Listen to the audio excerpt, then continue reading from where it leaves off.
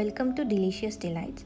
இன்றைக்கி நம்ம பார்க்க போகிற ரெசிபி ஸ்வீட்டான கிறிஸ்பியான ஸ்வீட் சோமஸ் எப்படி பண்ணுறதுன்னு பார்க்கலாம். இதுக்கு தேவையான பொருட்கள்: 1 கப் மைதா, 1/4 டீஸ்பூன் உப்பு, 1 கப் சர்க்கரை, 1/2 கப் துருவின கொப்பரை தேங்காய். செய்முறை: 1 கப் மைதா மாவு எடுத்து 1/4 டீஸ்பூன் உப்பு சேர்த்து கொஞ்சம் கொஞ்சமாக தண்ணி சேர்த்து நல்லா பிசைஞ்சு எடுத்துக்கோங்க.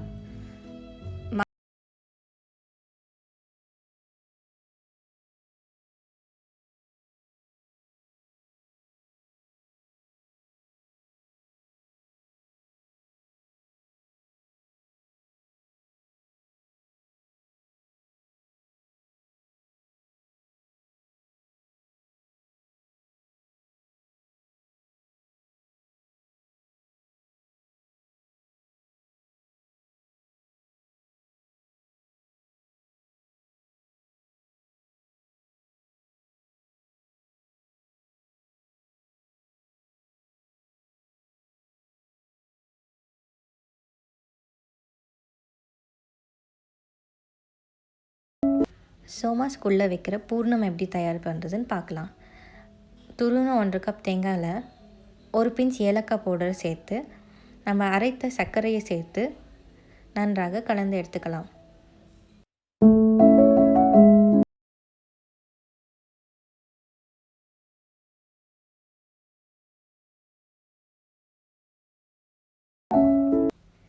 இப்போ நம்ம சோமாஸ்குள்ளே வைக்கிற பூர்ணம் தயாராகிடுச்சு. இப்போ சோமாஸை மேலே வர மேல் மாவு எடுத்து நல்லா மெல்லிசாக தேய்ச்சி எடுத்துக்கலாம். இது வந்து நல்லா மெல்லிசாக தேய்ச்சி எடுத்துக்கோங்க.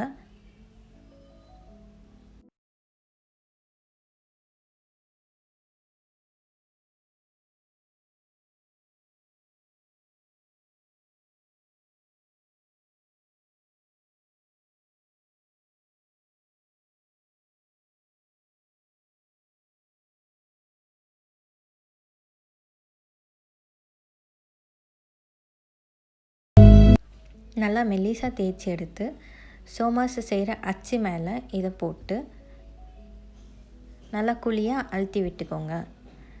அப்போ தான் நம்மளுக்கு நிறைய பூர்ணம் வைக்க நிறைய இடம் கிடைக்கும்.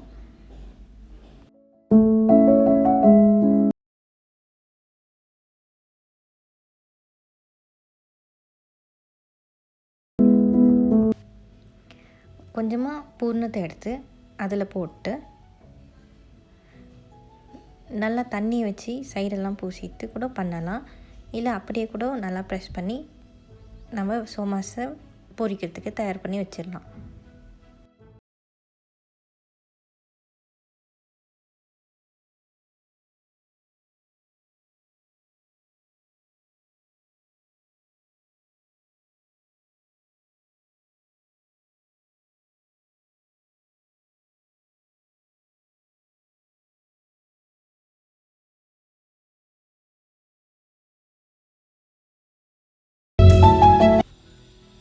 இதோ இந்த மாதிரி தான் எல்லா சோமாஸும் நம்ம தயார்படுத்தி வச்சுக்கலாம்.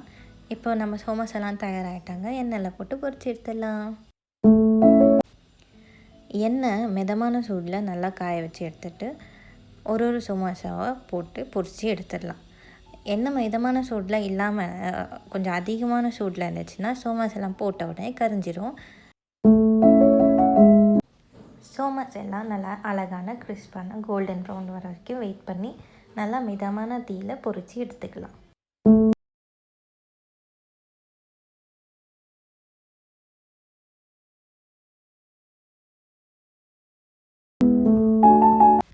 தடா, நம்ம சோமாஸ் எல்லாம் ரெடி ஆகிடுச்சு.